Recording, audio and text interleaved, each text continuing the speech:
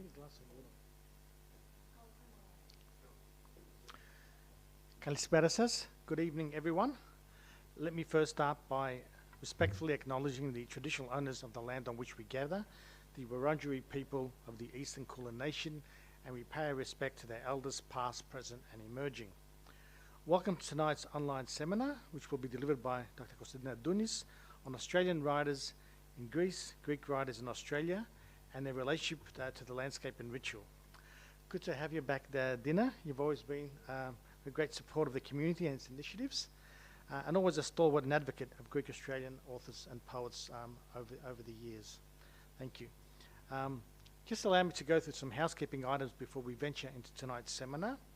We would like to thank the sponsors of tonight's seminar, Dr. Sofia Avramoudas and Emmanuel Chiritakis, and I invite you all to become sponsors of a seminar of your choice. It's only a tax-deductible $100 donation. Furthermore, let me remind you of our next two seminars by Dr. Dounis Piperoglou and Professor Mark Mazawa. Dr. Piperoglou's seminar next Thursday and the first of seminar will be a hybrid seminar. So it will be staged here at the mezzanine and simultaneously broadcast online.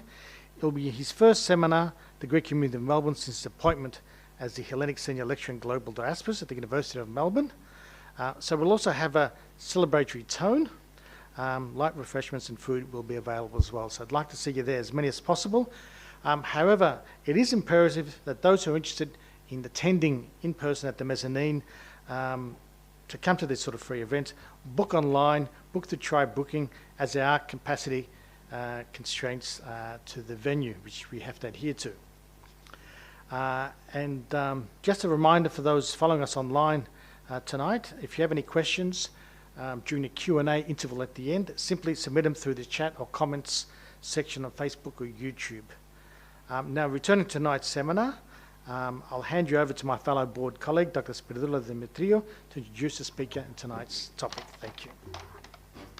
Thank you, Nick, and welcome everyone. I also welcome those of you who are joining us tonight through the various streaming services. Tonight we are here to hear Dr. Konstandina Dounis talk to us on the topic of Australian writers in Greece, Greek writers in Australia, and the relationship to landscape and ritual. Dr. Konstandina Dounis is a cultural historian, author and literary translator. Her research has centred on Greek Australian literature, history and culture. Her PhD was titled The Shadow and the Muse, Journeys within the Thematic Tapestry Inherent in Greek Australian Women's Writing. This dissertation examined the writing of migrant women and its propensity to challenge entrenched perspectives relating to gender-based invisibility. It demonstrated how Greek Australian women's writing has enriched historical documentation and also widened the parameters of their diasporic community. Dr. Dounis has been the recipient of many awards, including the Monash University MSA Award for Teaching Excellence in 2018, the Elitra Award for Literary Translation in 2020, for which she received second prize, and the GACL Literary Competition Prose of the same year, 2020, for which she was awarded first prize. Her most recent publications are Antigone Kefala, of Journeys, Songs and Stories, and the translation from Greek into English of Litsa Nikolopoulou Gogos's memoir, Moments of Truth. Dr. Dounis teaches within the Faculty of Education at Monash University and also works with the Monash Education Academy, whose central role is the development of teaching practices. Dr. Dounis's presentation tonight considers the writers who arrived among the huge wave of post-war migrants from Greece to Australia. Initially, they faced the pressing need to establish themselves economically. This endeavour often also involved providing for those left behind, so writing was a craft that was initially put aside. Simultaneously, a number of Anglo-Australian writers chose to relocate to Greece. In contrast to the Greek arrivals in Australia, this other group sought a simpler way of life that hopefully would enable their drive to create. On the surface, both groups couldn't be more different. One was pushed to migrate by hardship, the other driven to travel by their creative urge. Tonight, Dr. Dounis will dismantle this framework to reveal inspirations and the sometimes surprising features that the writing of these two groups contain. And I hand you over to Konstandina Dounis tonight.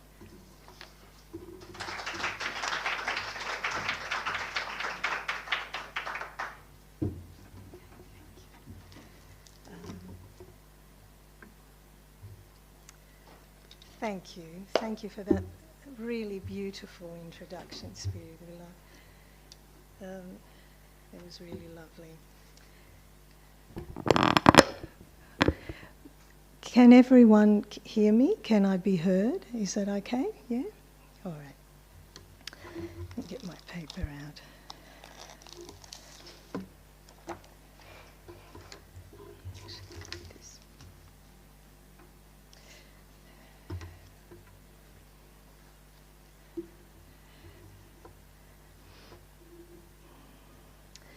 All right. I too would like to acknowledge the Wurundjeri people on whose land I am delivering this presentation tonight, and I acknowledge their leaders and their elders, past, present and future.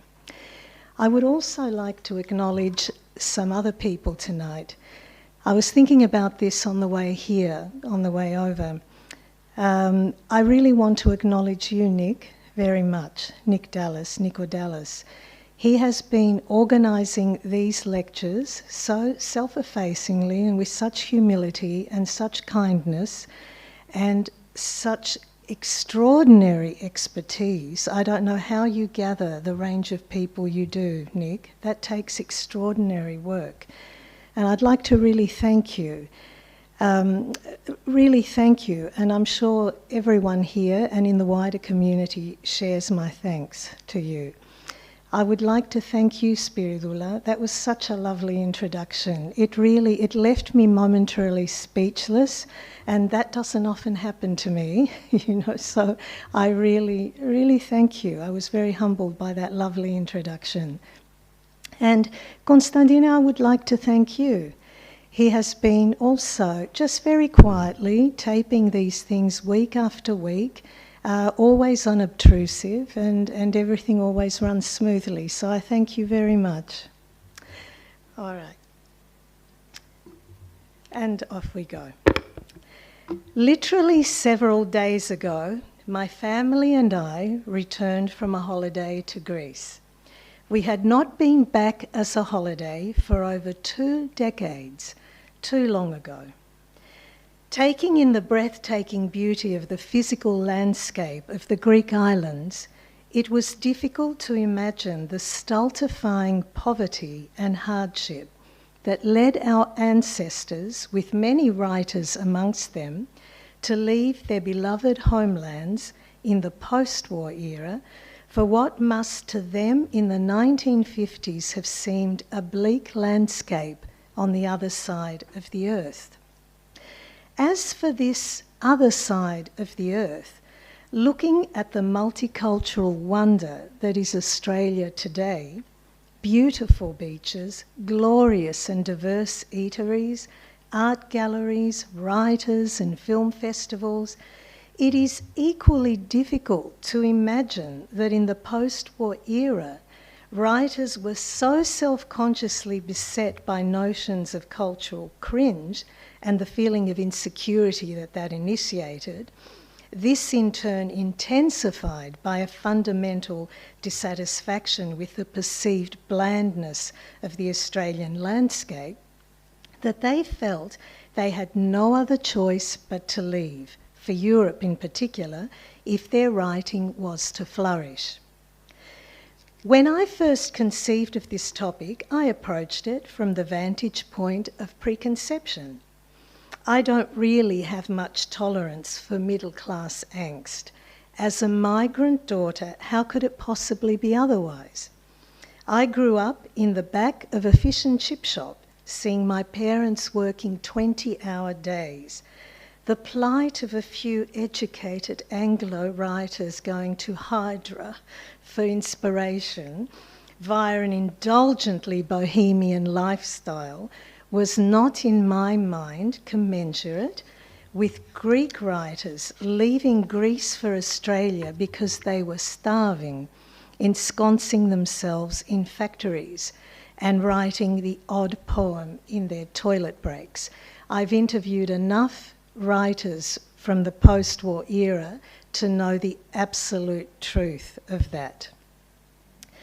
But the rigid construct of the preconception has a way of becoming dismantled. The more you familiarise yourself with a situation, the more you delve into the cultural framework of that moment in time that you are shining a spotlight on. Things are never black and white. The light varies in intensity, shadows are cast, the resultant hues ranging from the predictable to the nuanced to the surprising. And so, as tends to happen, this paper became a very different one to that which I initially thought I would be presenting. To cover the breadth of the writers within this context is implausible. There were many post-war Greek-Australian writers in Australia, just as there were many Anglo-Australian writers who ensconced themselves in Greece. However, even honing in on a few such writers creates a fascinating collective portrait. It is important to stress the following. In terms of the Anglo-Australian cohort in Greece, I did not want to pervade those who had just briefly visited as sort of extended tourists. In the interests of a meaningful comparative alignment, I focused on those writers who actually lived in Greece, bought property, learnt the language to different degrees, acclimatised themselves with the culture, enough to actually establish roots there, just as the Greek-Australian writers had done on Australian soil.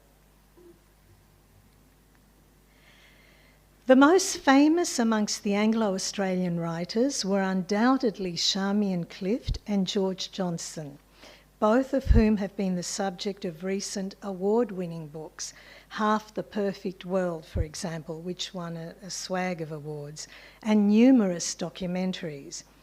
There are many points of interest in their connection to Greece. Perhaps the most notable in terms of global interest is that they shared many experiences with American poet-singer Leonard Cohen and his friends on the island of Hydra.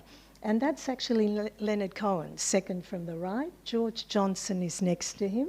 And Charmian Clift, contrary to, popular mythology that she was always writing and neglected her children, she's forever cradling one of her lovely children.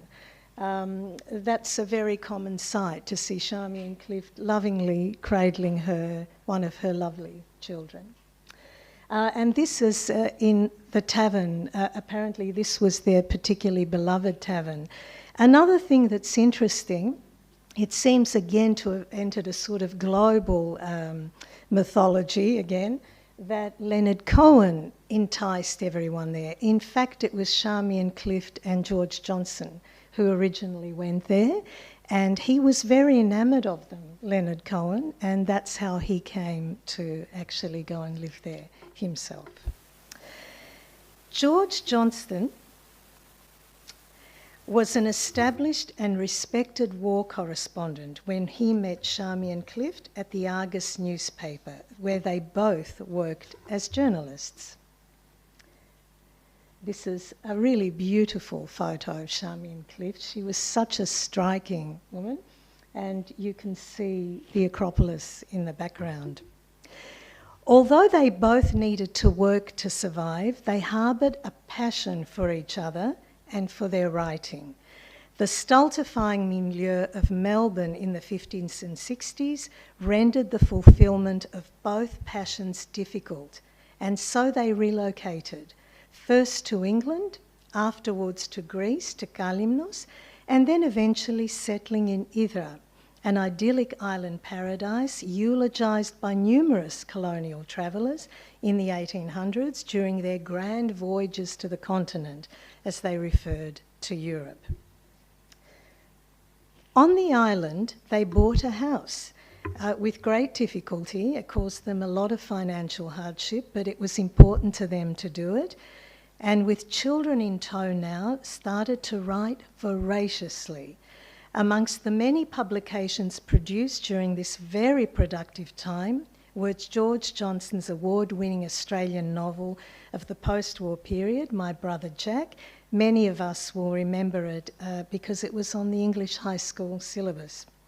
And Charmian Clift's now celebrated Mermaid Singing and Peel Me a Lotus. Their prodigious literary output was not just due to the required self-discipline, but due to the Greek peasant housekeeper who can just be seen, as she is invariably referred to, who cooked, cleaned, tended to the children, and generally ensured their survival. What I have described so far is as far from the reality of post-war immigrant writers as it is possible to get. On the one hand, we have Anglo-Australian expatriates, educated, free to marry whomever they please, working as journalists at a widely circulating newspaper, subsequently fleeing to an island paradise, engaging the services of a maid that would then free them up to write. As middle class a reality as you can get. On the other hand, we have Greek post-war immigrants, the not quite whites, as has been documented, the undesirables, drawn to move country in a bid to avert starvation, to hopefully orchestrate a better future for their children, more often than not marrying a man chosen by the patriarchy, working in factories or small businesses and raising their children without any assistance. Very much a working class reality. Two polar opposites, the substance of which must surely have manifested in their writings, except that it didn't.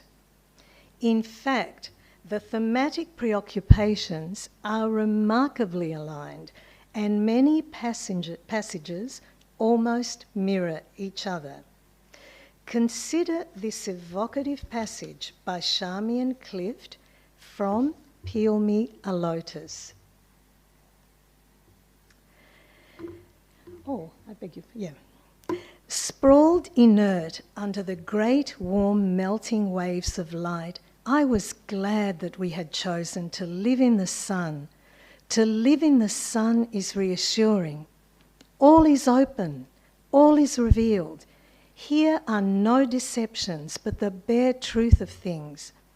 I think that no beauty has ever been as true for me as this beauty of rocks and sea and the bounty of mountains that rush up between the blue and the blue, skirted only with austere white terraces of houses simplified to the purest geometry of planes and angles. It seems to me that we have become simplified too, living here, as though the sun has seared off the woolly fuzz of our separate confusions. End of quote. There is such a delicate interweaving of landscape and the writer's awareness of a transformation in her inner world. Compare this to the following passage from Alex Ducas's novel, Under Foreign Skies. This is a very old photo of Alex Dounis, one of my very beloved Greek-Australian writers. Dounis fled to Australia as a refugee in the aftermath of the Asia Minor disaster, having actually fought in the war and bearing witness to the associated atrocities. Many scholars feel that that's why he was such a pacifist. He had seen too much. He had experienced too much. Under Foreign Skies follows the travels of the central character, Stratis, as he navigates his, that's Dounis in the middle, as he navigates his way around rural Australia as an itinerant worker. You'll notice the interplay between outer and inner landscapes as well. When they had finished their supper, the three men stretched out on the ground and gazed at the sky with the stars without talking for some time. In Greece, you look south to see Sagittarius and the Pleiades, but here in Australia, you see them in the north. How big and beautiful is the universe, murmured Stratis, as though talking to himself. Go gently or you'll trip up, Stratus, said Fred, laughing. The universe is beautiful if you have a full belly, Stratis continued. You see, we've eaten fried cutlets and eggs and cauliflower and a sweet. We've drunk loads of tea. Before we came here in the middle of Melbourne, I had no eyes to see and enjoy this beautiful land, nor to enjoy the sky with its stars. End of quote.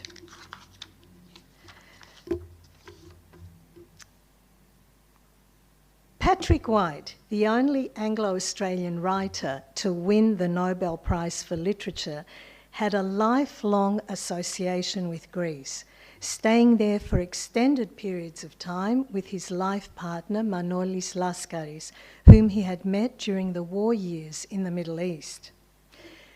Both White and Laskaris is on the right, of course, were army officers with the British and Greek armies, respectively. I actually met Patrick White in the 1980s in Lonsdale Street, when I was working as an actress with Tess Lysiotis' troupe.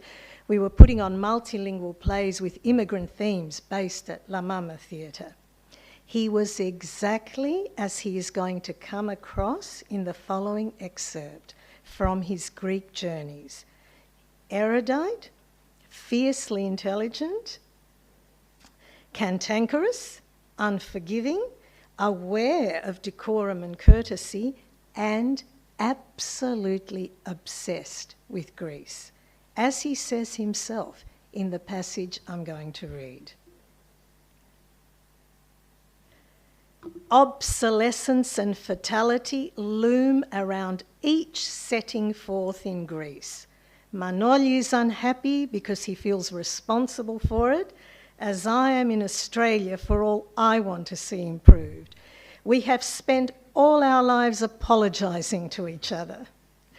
The Greek is never wholly unconscious of the echoes from a torture chamber in which his psyche is a permanent victim. Initiated into cruelty by Turk and German, he is not above torturing his fellow Greek, which rebounds on him as self-torture.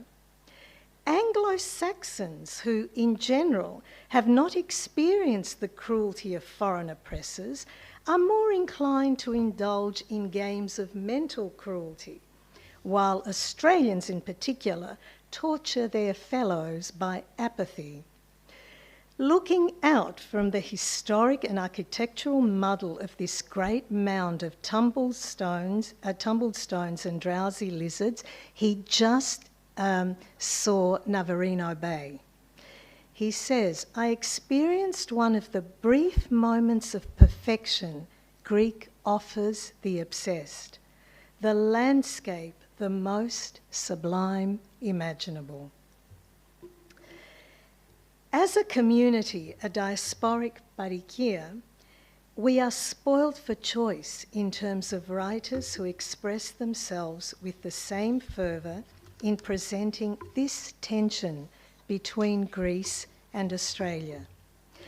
I chose Antigone Kefala, and I love this photo of Antigone, to highlight this, in that she uses the English language with similar precision and dexterity. I would like to say as an aside here that it is difficult to categorise Antigone Kefala in that she was born in Romania, part of the Greek diaspora there, coming to Greece very briefly as a refugee before leaving for the Antipodes. In a recent publication, I refer to her as an author from Romania, for example, in that it better suited the context. At the end of the day, she is a highly talented writer and one of the few post-war immigrants who used English as a means of expression from the very beginning, thereby enabling an engagement with the wider literary milieu. In Alexia, A Tale of Two Cultures, the child protagonist relays the total and ultimately tragic indifference of their new home, the island as it is referred to the talents and accomplishments of her parents and brother, the latter eventually descending into severe mental ill health, as did many first-generation post-war immigrants.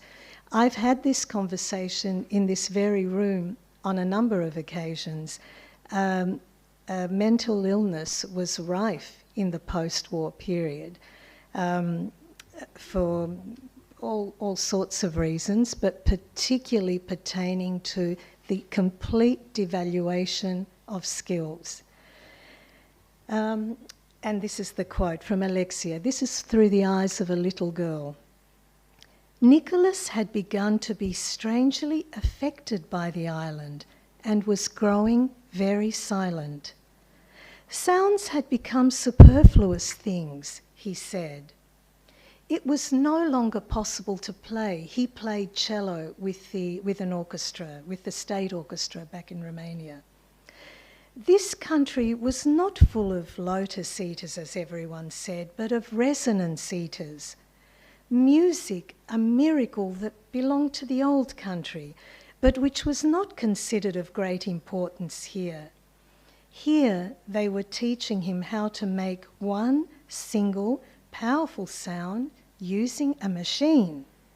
Everything was easy, they said. One switched the current on and then had to get used to the vibrations. End of quote. But just like Patrick White had, Kefala could appreciate the beauty of her adopted homeland as well.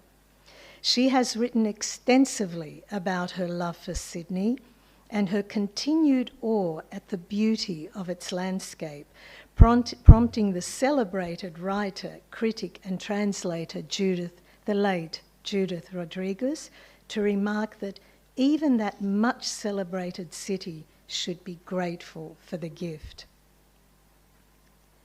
And I quote, "When I came out, it was evening, the sky still blue and very transparent. In front of the steps, the lights were burning on the black stems of their columns, the fountain on the other side cooling the air, the palm trees, their long feathered leaves in the distance above the bridge. The magic of the city in summer at dusk, holding your breath, the smell of the empty streets, the post office clock glowing in the night. My type of country." End of quote. Gillian Burras is an Anglo-Australian writer who came to call Greece her second home through the repatriation of her Greek immigrant husband George. The family settled in the Peloponnese region, raised 3 children there, and remarkably, Gillian Burras has never returned to Australia except for short visits.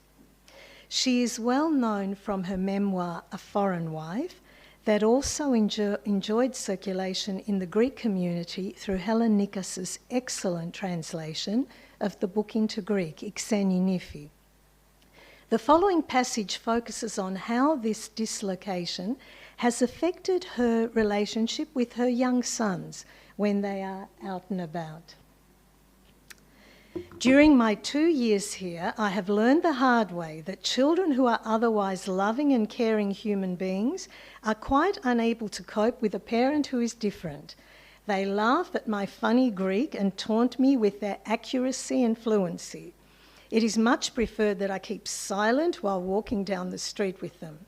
They are humiliated at the thought that people might hear me make mistakes in Greek or worse, speak English." End of quote. The internal turmoil that the migratory processes of syncretism instigates is once again very clearly echoed in this poem, very powerful poem by Dina Amanatidis, entitled The Foreign Woman, but with a further nuanced layer. Viewed in its most simplistic terms, the other can be seen by society to be the stranger, the immigrant, who then seeks refuge in the particular home, basking in the warm familiarity of shared language and culture with family members and extended community. What Amanatidis gave expression to many years ago, she actually wrote this poem in the early 60s, is the horror of being made to feel like an alien in the sanctity of her own home by her beloved children. So it wasn't just walking outside, it was in her home.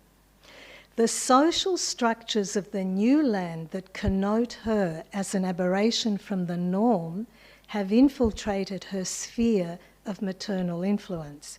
Her children learn a different language at school from the one spoken at home. They bring the language of the outside into the home, thereby inadvertently extenuating her sense of otherness and destabilising her sense of identity. And I quote, "In this house that I love, I feel alone, a stranger.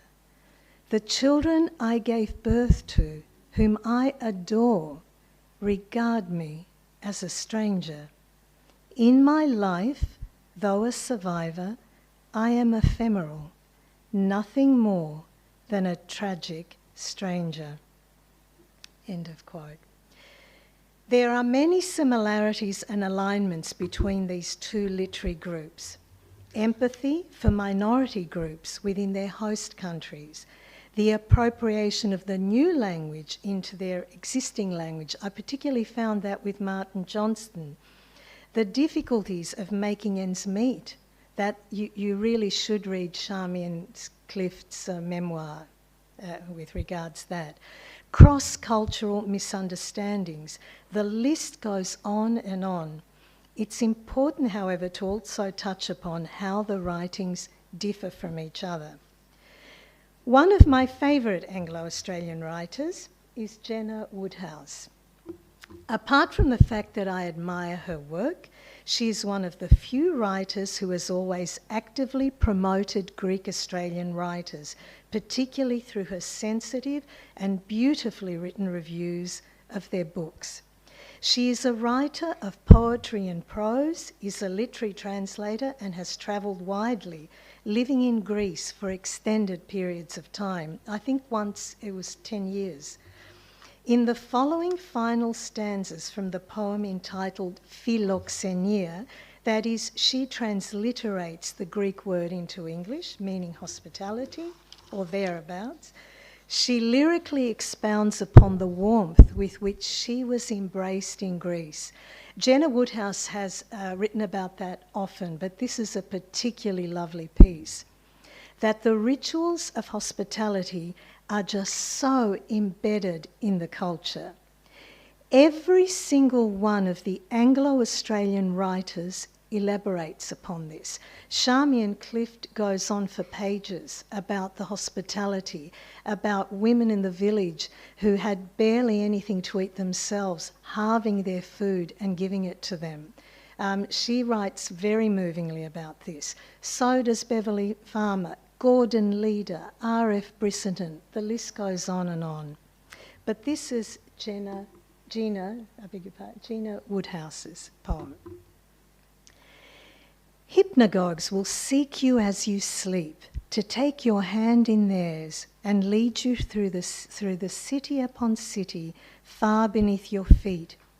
You won't remember this, for they will mask your dreams with commonplace.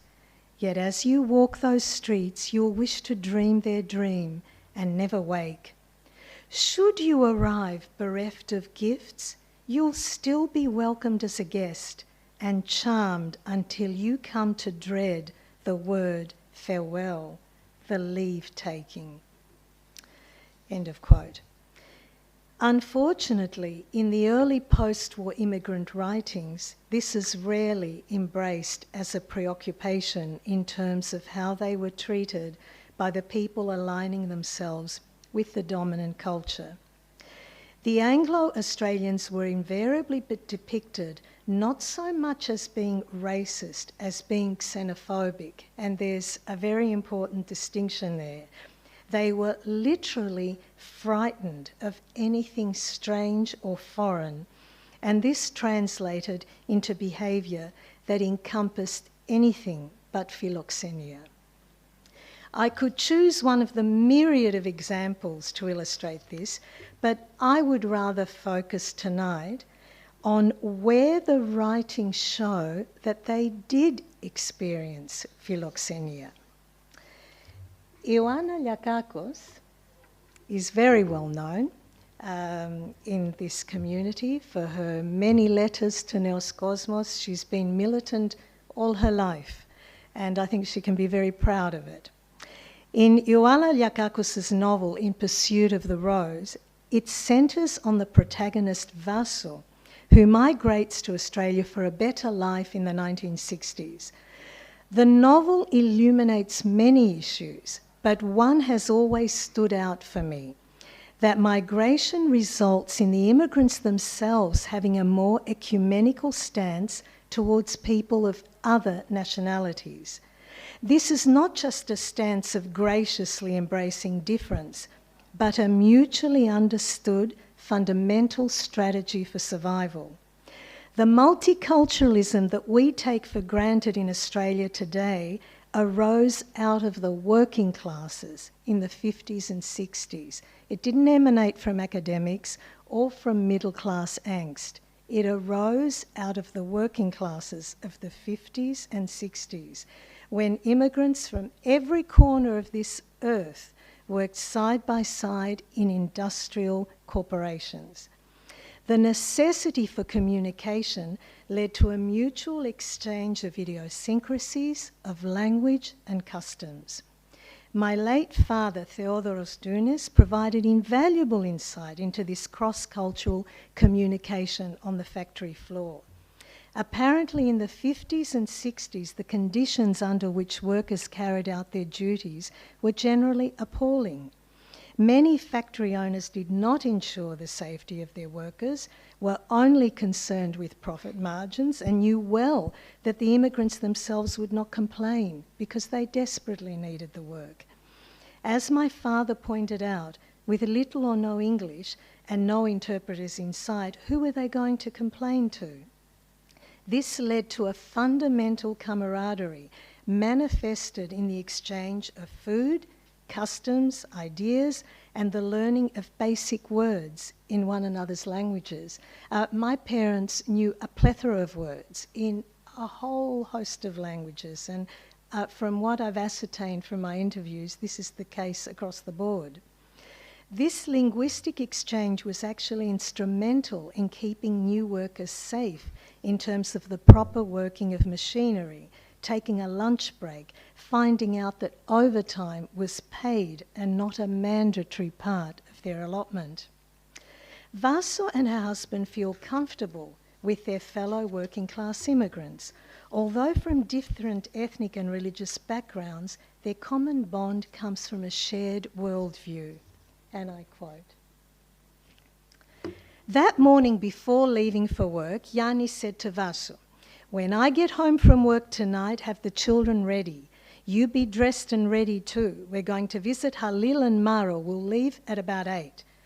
Halil and Mara were a young couple whom Yanni had recently met at work. He was Lebanese, she was Greek Cypriot. They lived in a flat that was so tiny that it could pass for a doll's house. They were always smiling. Their youth seemed to fill them with joy. Halil opened the door. Halil, the Muslim, welcomed these Greek Christians into his home, happy and with open arms. They started to talk in English, to drink tea, to munch on biscuits, to talk animatedly, expressing their thoughts, their worries, making their troubles lighter.' End of quote. There is a strong current running through the Anglo-Australian writings that living away from your homeland can lead to a reappraisal of its virtues, so much so that you might actually miss it and grow to love it again. George Johnston explores this in a number of works, as do Peter Porter, R.F. Brissenden, Beverly Farmer, and a whole host of other writers. The following passage is a representative example from George Johnston. To set the scene, an Anglo-Australian painter friend of the Meredith family comes to visit them in Greece. He is ensconced in Europe, but in another part of Europe, not in Greece. And I quote, "He would invariably come back by way of Greece and stay for a few days with the Merediths, and he would tell them amusing or startling tales of life out there in the remote southern continent, but seemed more interested in finding out whether there was anything he had missed out on in Europe during his absence. It was taken for granted that nothing would be missed by being absent from Australia. Once he played the conventional old joke and brought back with him a handful of Australian gum leaves and threw them on the fire in front of Meredith and said, 'Just sniff that up, man, and you'll be out there like a shot.' 'That'll be the day,' said Meredith, laughing. But the odd thing was that the moment the aromatic pungency of the burning leaves struck his nostrils, he experienced for an instant a real pang of hunger for something experienced and lost far back in time.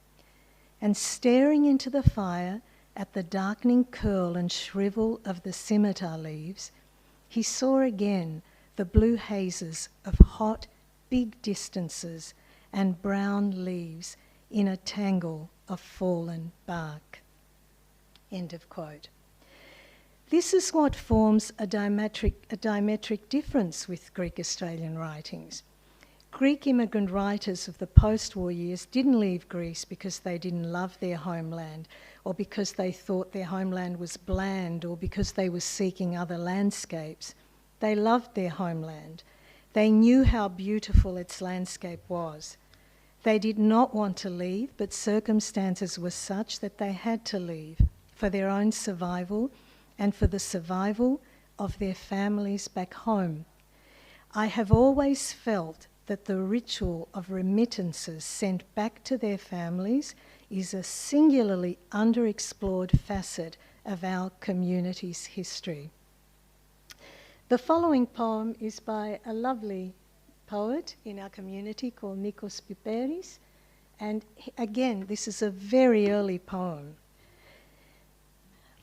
"I have deep within me nostalgia for a beloved landscape, with olive trees and oleander shrubs, low willow trees and sea fennel with huge plane trees casting their shade over the gullies. Humble white houses extending along the hillside, bathed in sunlight, luminous." I would like to bring this presentation to a close with a reference to an Anglo-Australian painter whose works have mesmerised me for a long time now. My daughter and my husband know I have her paintings.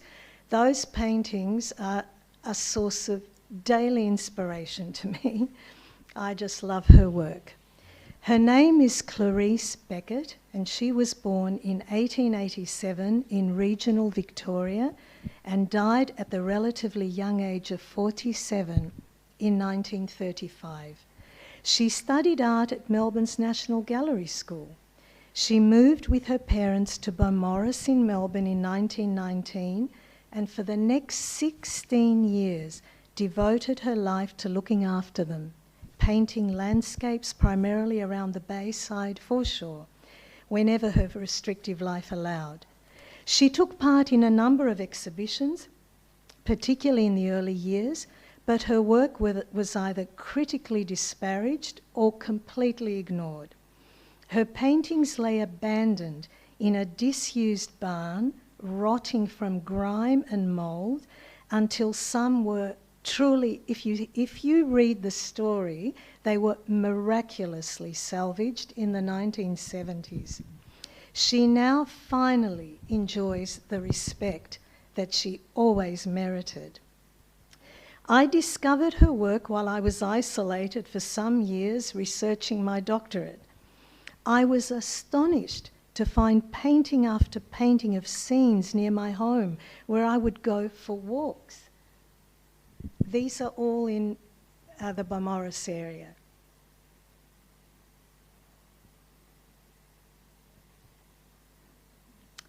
And then I saw it. A painting that I just shivered when I saw this poem. A painting that I was certain depicted Almiropotamos Bay in the Greek island of Evia, the spot that I used to so love in the 80s when I'd walk. It's about a 30-minute walk from the upper village of Almiropotamos, where my late father's home is, to the lower village where the beach is, or back then it was a fishing village. There was a point just over the hill, about the halfway mark, where the sea came into view.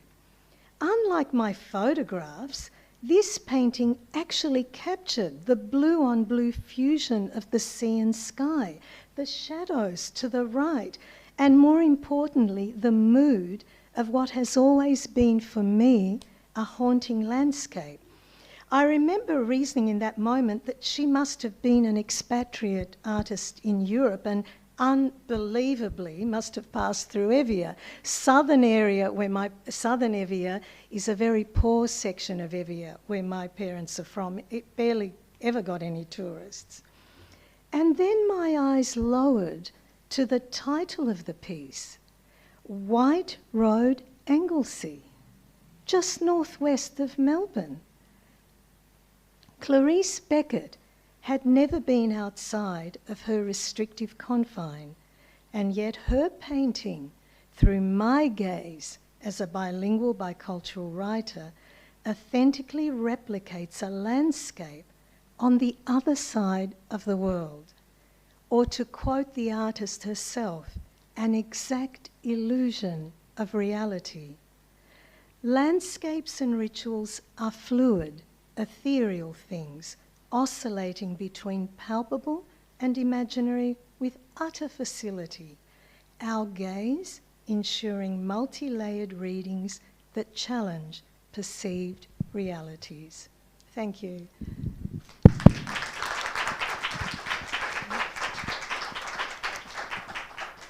Thank you, Dina, for such a wonderful presentation. Thank you. And I'm sure we've got a bit of time for some questions. I might just kickstart the questioning. You talked about the tendency of Australian writers going to Greece for inspiration and vice versa, Greeks leaving Greece out of necessity and becoming writers in Australia. So my question is about the continuation of this tendency. I know that Australian writers still continue to go to Greece for inspiration. We have one of them in the audience here, Karen Martin, so that's proof of that. But what about the reverse? Are Greeks still coming here? Let's say, for example, the last wave of Neo-Fedmeni. Have you discovered any writers amongst them, or any emerging writers? I didn't prepare anything for tonight, but I've definitely read their works, a number of their works.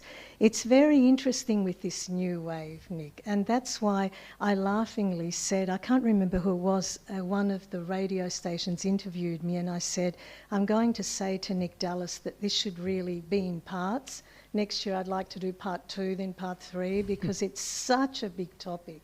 But the Greek writers who came with the new wave are very different writers, Nick. First of all, they are very different people. First of all, their English is usually excellent.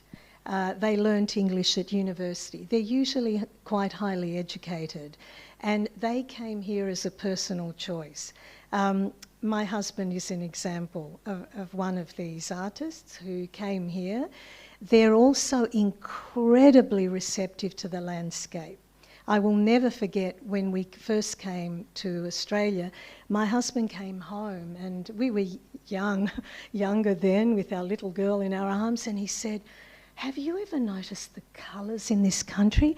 I've never seen anything like it." You know, he was just mesmerised by the colours of just the luscious greens and the yellows, and he couldn't get enough of the beautiful hues that he saw.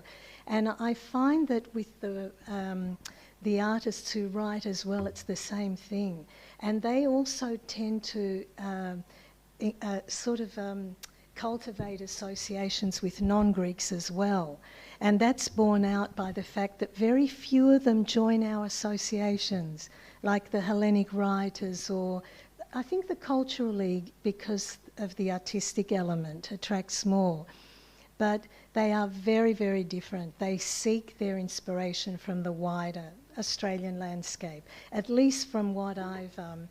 that would be lovely. I could then look at more current works of what people are doing when they go to Greece now, and people who are coming here from Greece. That was a good question, Nico. It's making me think now. Thank you. I've got a question here from John Katsoulis. Your comment on common themes and styles in writing in both groups of migrated writers. Is this seen in writers... Sorry. Are there common themes and styles in writing in both groups of migrated writers? So both the Australian and the Greek writers, do they have any sort of common themes and styles? Is the first question. I think, look, you know, the question with regards to the themes are, I wish I had more time, but you know, you can't talk forever. But for example, Charmian and Clift talks a lot about the poverty they endured. And immigrant writers talk about that as well, although immigrant writers tend to focus more on the hard work and the little money, considering how hard they worked and how hard they had to save. The question about style is an interesting one though, Nick. That's a very interesting one too. You know, this was a time when people were reading quite a lot. I think we should never think that in the 50s and 60s people didn't read. The Anglo-Australian writers read widely, obviously.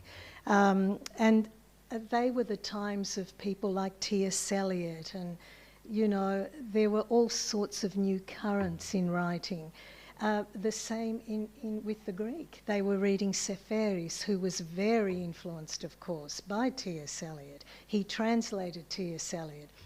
And in fact, you do see stylistic devices coming through, particularly in the poetry, that are quite similar.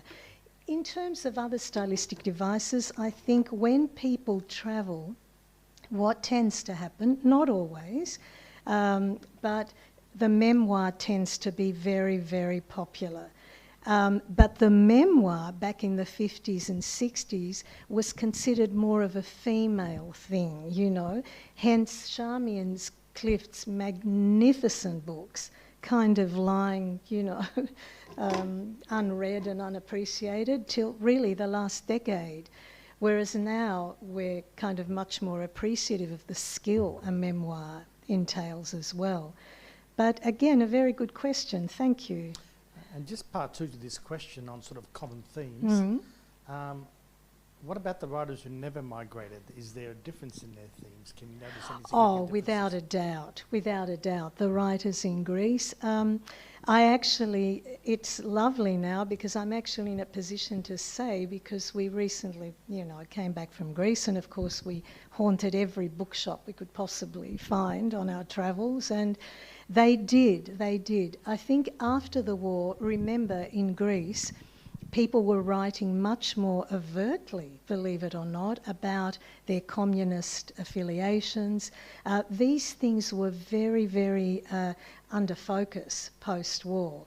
I think from what I know from reading sort of all the writers that we sort of went through at university, they tend to focus, their writings were more politically focused, that's for sure. I think immigrant writers here tended to be a little guarded where that was concerned, at least initially. But, you know, again, you have people like Alex Dounis, who was an avowed communist, and you can see that in his writing as well. I think that's the major difference. There was also a wonderful Greek woman writer, Zoe Kareli from Thessaloniki, whose works I translated. And in the 50s, Zoe Kareli was writing about that she doesn't want to be known by a gender. She's over it. She wants to be a person, and she denounces gender pronouns, and that would have been unheard of, at least publicly, within the Greek community, that sort of bravado. Remember, the Greek community, all the patriarchal restriction of the village, you know, diaspora transplantation is very strong, and it transplanted them all to here, which meant that women's voices were quite silenced here in the first, I'd say, around 15 years. Any questions from the audience? One moment. Sorry, I'm doing age before beauty. So. I'll challenge that comment, Nick, but anyway. Thank you, Dina, for an excellent lecture. Thank you. A question to you. How challenging is it for you as a person that translates poems and literature not to get lost in translation, to get the gist of what this person wants to write? Oh, that, again... And how do you prepare yourself? You know, again, I'm not at all surprised that you ask such a probing and interesting question. Look, I think I remember... Sorry, I beg your pardon. Look, many years ago, we had a conference at La Trobe, I remember, while I was doing my doctorate. And I actually said that if you want to be a good translator, and there are many, we have a lot of good translators in the Greek community, the Greek Australian community, you honestly have to leave your ego at the door. You really do. You have to totally immerse yourself in the writer. Spiridoula knows. You have to just utterly respect what you're translating, and I guess that glow that prompted that writer to write. I think also this is why I've often had the comment that I was talking about this earlier tonight, that why don't you translate works from Greece? Why? Your name would get out there. Why do you just translate immigrant writers? And I've tried, and I've even brought some books back from Greece, and I might, but I think you honestly have to love what you are translating. And I love our story so much, because for me, post-war immigrant stories are Australian stories at the end of the day. And so I'd feel very saddened to hear about a translator translating a book or a collection of poems that they didn't actually love and whose themes they didn't believe in. I don't know. That's the other thing, Spiridoula, thank you. If Yes. we're going to think about Doukas and his character Stratis, Yes. we could have called him Evstratios, which actually means to fare well in life. And I think Yeah. that reflects how much he enjoyed the Australian landscape. Yes. So you can just keep working and working and working on a translation, but there's always going to be Forever. things that you miss. Forever. So- Spiridoula, do you know one of the loveliest things, you know, with translation, my family knows, I sort of go quite kind of crazy when I do a translation, but if I tell you who has given me hope on this issue, many years ago I read a book by Tina Fey, and she made a comment that I'd like to share with you because it's actually saved my sanity many times. And she said, you don't submit or put something on, she was talking about shows, when it's ready. You submit it or stage it when it's 7 o'clock. And I've always remembered that at some point you have to give yourself a cut-off point, and Karen Martin, would know with her books that at some point you've got to say, I'm going to give it in at that point. Because honestly, I'm never happy, Theo. I'm never happy with any translation. And the minute it gets published, I've just published now one by Litsa Gogas, Moments in Time. Litsa has written about the most extraordinary, powerful stuff. She's 90 and very ill. And she wanted to get it all down on paper before she passed away.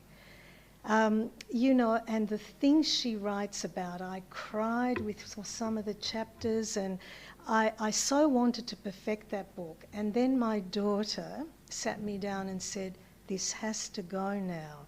You know, that's it. It's got to go out now. It's better that it goes out. And if one or two sentences are not that good, but you're never happy with your translation, Theo. That is the truth. Antonio, I believe you had a question. Thank you, Konstandina. It's always so soothing to listen to you and to see you continue to advance the work that you do, that you've been doing for so long, especially redirecting, I think, how you've centered Greek Australian women's voices.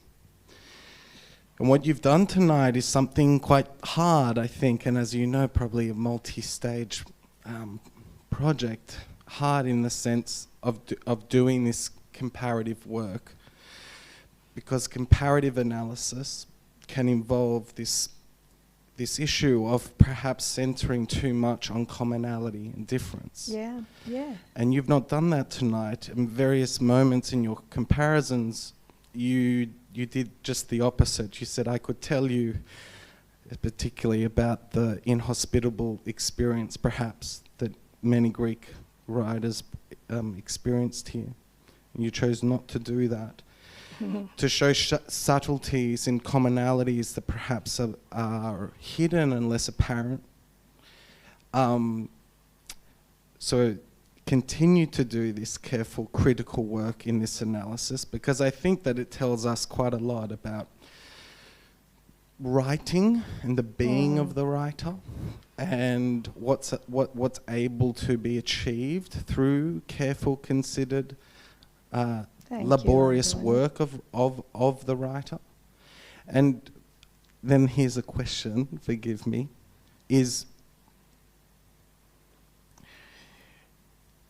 to, in both contexts, being in Greece or being in Australia, or travel in general, involves this kind of moment of critically reflecting on where you've come from.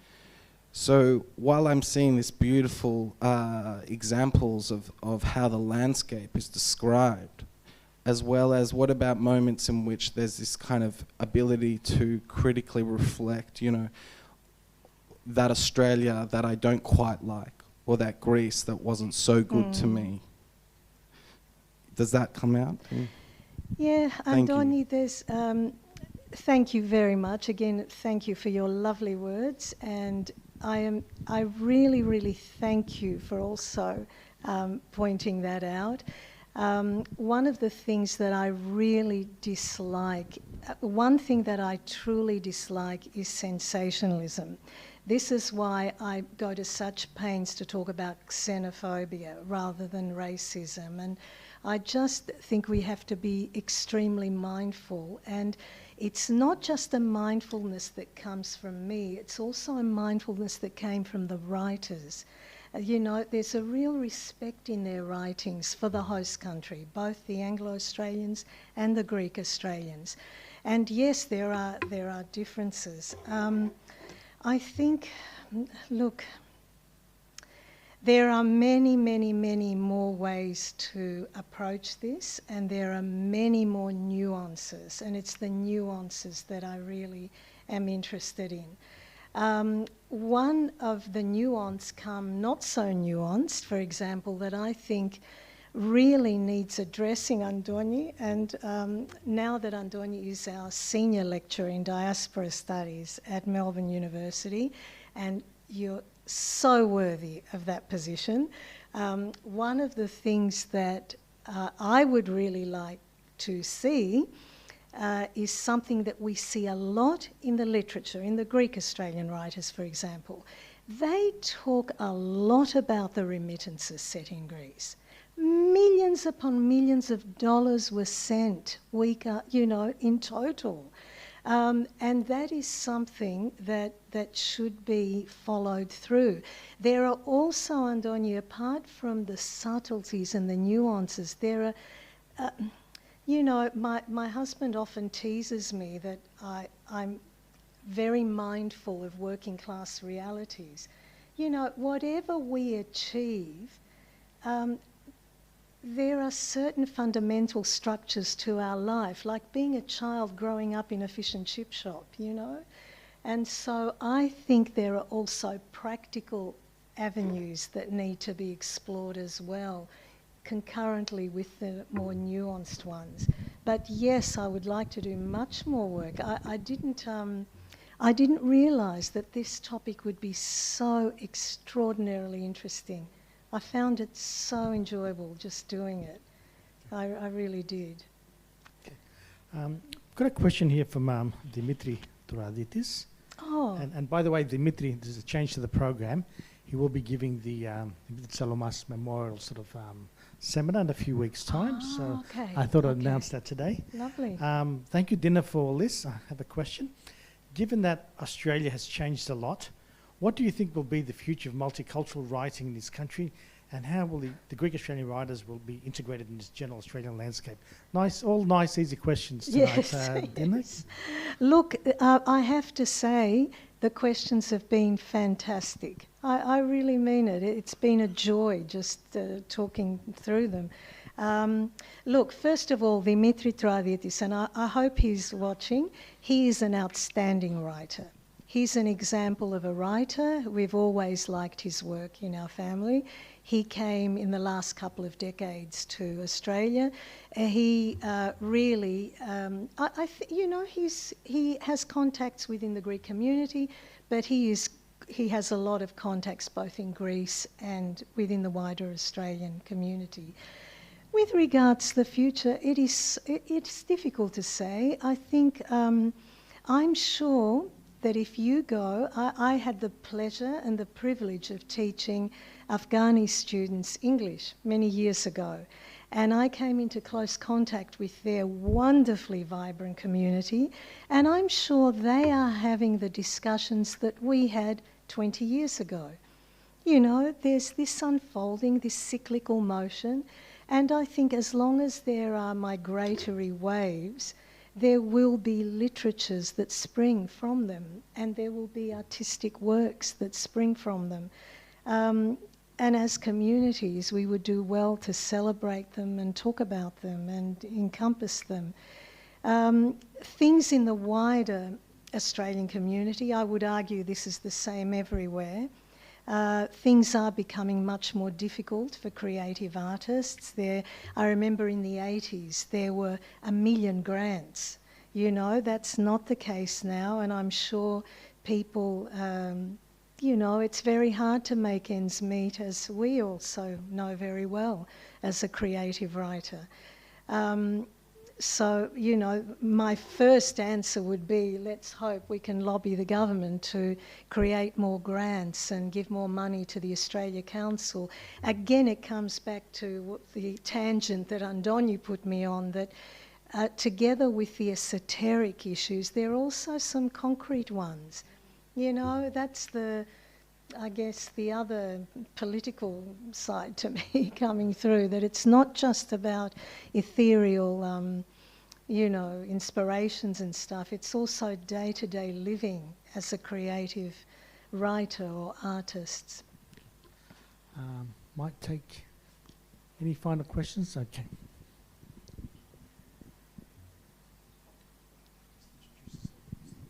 Hi, my name's Norman Jensen.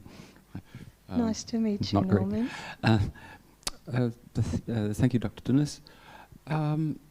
You mentioned that more recent immigrant writers have expressed a deep love of the Australian landscape. Is this something that goes back in time?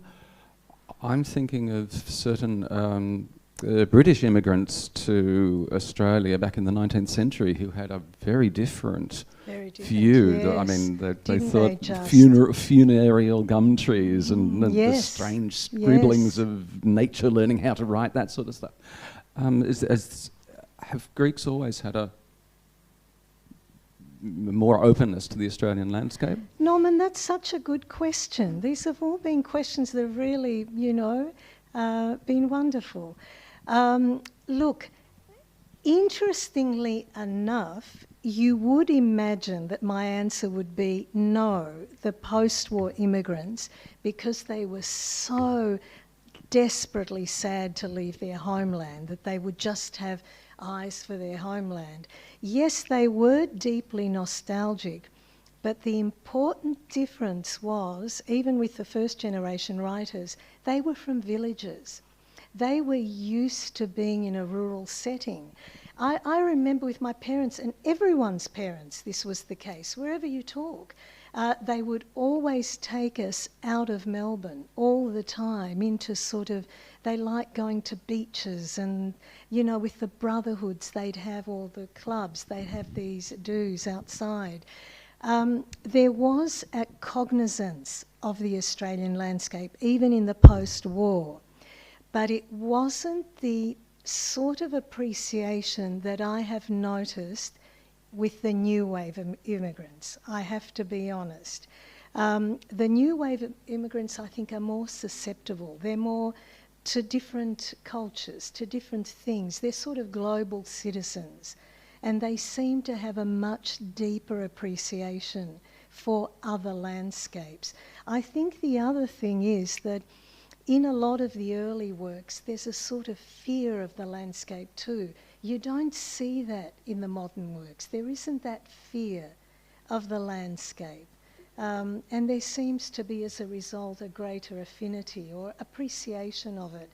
But even the early Greek Australian writers and artists did not appropriate the landscape. They didn't try to skew it into some sort of Greek landscape, I have to say. And I think I trace a lot of it back to their rural roots. They kind of had a respect for the land. I remember my dad would also always say, look, stop this.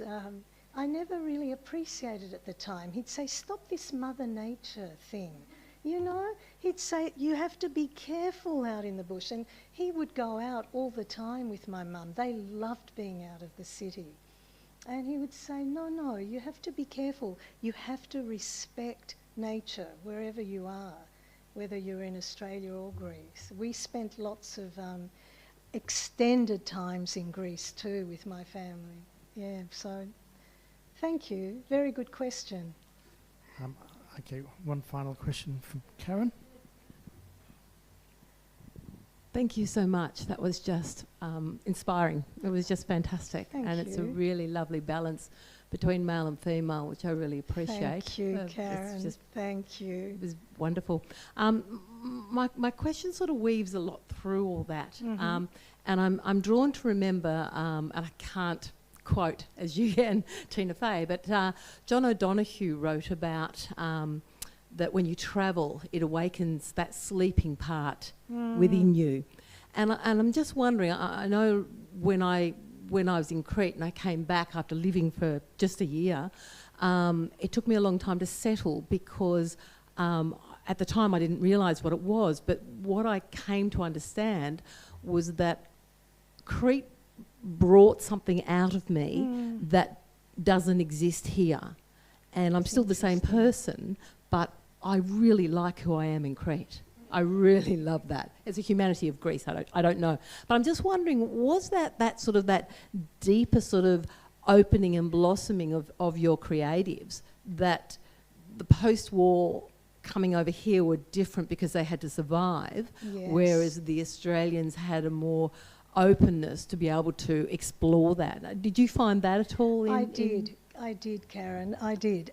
You particularly see it because Charmian Clift has written so much in terms of her interaction with the landscape. And she's also been disarmingly honest about the poverty they experienced. But she also has these passages. I really urge you to read her books. There are passages where her descriptions of the landscape are just glorious. And I think she's without peer, to be honest. I think she's unique in this, where she teases out so beautifully how the landscape affects her internal world. It's just gorgeous. On another note, I thank you for bringing that up. I've been saying to my family that I'm a different person when I go to Greece too. And I've been saying I would like to go, please, every year. And they're not certain yet, but I'm with you on this, Karen. When I go to Greece, and I love Australia, the person you see in front of you is not a person who doesn't love this country. I'm very proud to be Australian. I don't have a Greek passport. I have my Australian passport. I'm proud. All of that. I love this country. But when I go to Greece, something happens. There's just that, the landscape and the warmth. And my husband has a prosaic response. He goes, Dina, here, you work 24/7. You work hard. We went on a holiday, you know, so of course you feel like you've blossomed.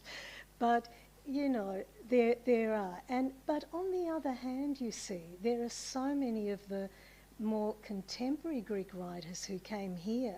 I especially remember a lovely young woman who had won an award at the Greek-Australian Cultural League. And she was saying exactly what you're saying, Karen, here. She said, something when I came to Australia, another side of me, I'm more daring.